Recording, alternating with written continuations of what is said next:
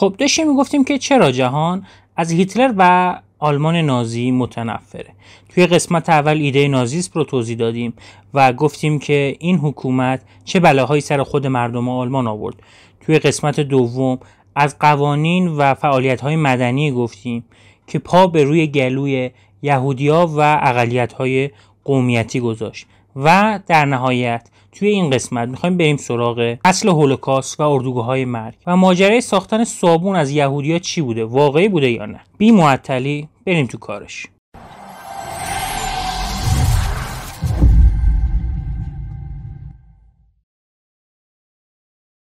کل این سیاست راه حل نهایی برای کشتن یهودیان و مخالفان بود. یعنی از عمد شرایطی رو مهیا می‌کردن که اینها بمیرن. در بعد روز معمولا زندانی‌های کم توان و ناتوان از سایر زندانی‌ها جدا می‌شدن. اونها میگفتن که اونها رو برای دوش و حمام می‌برن، ولی در واقع اون حقه‌ای بود. اونها رو وارد اتاق‌های گاز می‌کردن و در دم می‌کشتن. کسانی رو که برای مردن انتخاب شده بودن می‌بردن زیر زمین و مجبورشون می‌کردن که توی رختکن لباساشون رو در بیارن. معمولا آدما خودشون باید این کارو می‌کردن. مرد، زن، بزرگ، کوچیک. آدما شوکه بودن و خجالت میکشیدن. بعد این گروه افراد برهنه رو به زور میبردن به یه اتاق دیگه که خیلی کوچکتر بود. اون یکی. این اتاق دوم ظاهرش مثل اتاق دوش بود. داخل اتاق گاز که قرار میگرفتن، بهیارهای اردوگاه یه ترکیب شیمیایی به اسم سایکلون ب رو وارد اتاق میکردن. یه ماده گرانولیزه بود که با هیدروژن سیانید مایع اشباع شده بود. معروف بود به اسید پروسیک که در دمای تقریباً 26 درجه سانتیگراد بخار میشد. این ماده به محض اینکه به هوای گرم یه اتاق کوچیک و شلوغ برخورد میکرد، فوراً تبخیر میشد و آدما رو میکشت. دکترای اس میگفتن سایکلون ب یه روش انسانی برای کشتن انسان هاست که نبود. تا آدم ها بمیرن بسته به درجه هوا بین 10 تا 15 و حتی 20 دقیقه طول میکشید. و بعد اجساد رو با آسانسورهای مخصوص می‌بردن طبقه بالا که اونجا یه سردخونه بود که اونجا جسدها رو با دقت برای طلا و پول و جواهرالات وارسی می‌کردن و موهای بلند زنا رو می‌چیدن. توی دهن قربانی‌ها رو هم برای دندونای طلا و نقره یا هر چیزی که ممکن بود اونجا مخفی شده باشه می‌گشتن. آخر سرم اجساد رو توی کوره‌های جسدسوزی بزرگ می‌سوزوندن. کودکان اولین قربانیان این اتاق‌های گاز بودن، چون نمیتونستن کار کنن، جثه کوچیکی داشتن که همون ابتدا حذف می‌شدن. بعد از اون پیرمردها و زنها و هر کسی که نمیتونست کار بکنه. در بعضی اردوگاه‌ها مثل همون آشویتس یه سری کودکان رو نگه می‌داشتن. یک پزشکی بود به اسم دکتر یوزف منگله که به فرشته مرگ معروفه. شما با سرچ اسمش میتونید به هزاران پادکست و ویدیویی که درباره این فرد ساخته شده دسترسی پیدا کنید. اون عاشق بچه‌ها بود، خصوصا دوقلوها. آزمایش‌های وحشتناک پزشکی روی اینها انجام میداد. دقیقاً مثل عملیات پزشکی که ما امروز روی موش‌های آزمایشگاهی انجام میدیم. مثلا سعی می‌کرد رگ‌های دوقلوها رو به هم متصل کنه که ببینه خونشون لخته میشه یا نه. یا یه سری مواد شیمیایی رو به چشم افراد تزریق میکرد تا ببینه میتونه رنگ عنبی تغییر پیدا کنه یا نه.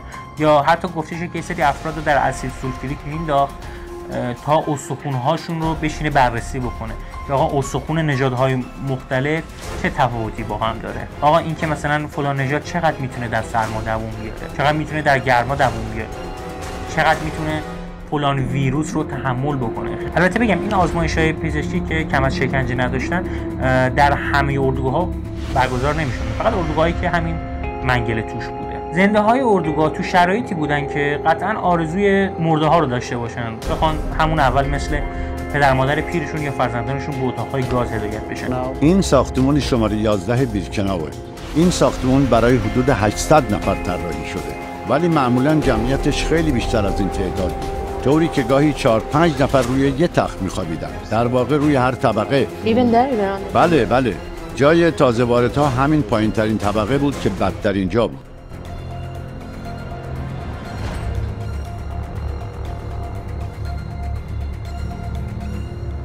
در بالاترین میزان تبعید همه روزه تعداد 6000 یهودی در آشویتس لهستان با گاز کشته میشد و تا نوامبر 1944 بیش از 1 میلیون یهودی و هزاران تن از کلی‌ها و لهستانی‌ها و اسرای جنگی مثل اسرای اتحاد جماهیر شوروی اونجا به اتاق گاز به قتل می‌رسیدن. شرایط چطور بود؟ گفتم شرایط رو از عمد طوری درست می‌کردن که اینها بمیرن. غذای بسیار ناکافی شامل یک قرص نون کوچیک و یک سوپ رقیق شده که عملاً کفاف بدن یک انسان بالغ رو نمیداد. اکثر این اردوگاه‌ها تو منطقه سطری لهستان ساخته شده بودند. لوازم گرمایشی کافی در اختیار زندانیان قرار داده نمیشد. بیمارهای واگیردار مثل تیفوس، سل و وبا بیداد میکرد. امکانات بهداشتی و حتی توالت وجود نداشت. نه حمام نه توالت. طرف باید همون وسط کارو خودش انجام میداد. آب آشامیدنی تمیز وجود نداشت. بعضن آبهای چرک و کثیف و لجن زده رو به اینها میدادن و توجه داشته باشید که اونها ساعت‌های طولانی از صبح زود تا شبی که چشم انسان میتونست ببینه مجبور به انجام کارهای سخت مثل خرد کردن سنگ‌ها، کار تو معدن، جاده کشی و اینجور چیزا بودن. هر کسی که نظم رو به هم میزد یا یه نگاه چپی به یه افسر نازی میکرد گلوله خلاص می‌برد. نگهبان‌ها آزادی فوق‌العاده زیادی داشتن. حتی نوشتن که اینها برای تفریح آدم می‌کشتن. چند نفر رو می‌آوردن به اعضای مختلف بدن اونها گلوله می‌زدن و شرط بندی می‌کردن که کدوم زودتر می‌میره و کدوم زنده می‌مونه. کم کم با شکست آلمان در جنگ جهانی این کشتارها سرعت زیادی پیدا می‌کنه که هر آنچه که دارن از بین ببرن. اونها همچون افرادی که واقعا به ایده خودشون باور داشتن سعی میکنن توی این مدت باقی مونده هر چقدر که میتونن اسرا رو بکشن. یه خبری از کوره‌های آدمسوزی نبود. تلهای جنازه‌هایی بود که روی هم سوار شده بود و توسط هیزم جنازه‌ها سوزونده میشدن. سربازان متفقین که وارد این اردوگاه‌های مرگ میشدن تصاویر و فیلم‌های هولناکی رو ثبت کردن. زندانیانی که با دیدن سربازان متفقین زار زار گریه میکردن. اخبار و رسانه‌ها نتونستن این حجم از وحشیگری رو باور بکنن و منتظر تاییدیه بودن. نهایتاً تا پایان جنگ جهانی حدود 6 میلیون یهودی از 11 میلیون یهودی اروپا کشته میشن. سایه سیاهی که هنوزه بر جامعه بشر چنبره زده و فقط چهرهشو عوض کرده. برای من جالبه که یهودیانی که خودشون قربانی هولوکاست بودن الان دارن هولوکاست دومی رو شروع میکنن. یک بار دیگه میگم یادمون باشه بد بودن اسرائیل به معنی خوب بودن هیتلر نیست و همینطور بد بودن جمهوری اسلامی هم به معنی خوب بودن اسرائیل نیست، به معنی چشم پوشیدن از جنایاتی که در حق فلسطینی ها داره نیست، با اینکه همه ما از جمهوری اسلامی رنج کشیدیم. ما بهتر ظلم رو، از بین رفتن کرامت انسانی رو در هر جایی محکوم کنیم، چه برای یهودی‌ها باشه چه برای مسلمان‌ها باشه. و 100 البته و 1000 البته وقتی که در حق هموطن‌ها و هم‌میهنای ایرانی خودمون صورت میگیره نباید ساکت بمونیم. نیازی نیست چون ظلم به مسلمان‌ها میشه ما هولوکاست رو انکار کنیم یا از هیتلر تعریف و تمجید کنیم. خب برای پست‌کریتیسین میخوایم بریم سراغ چند تا دانستنی باحال. اولا که آقا این ماجرای ساخت صابون از یهودی‌ها چی بوده؟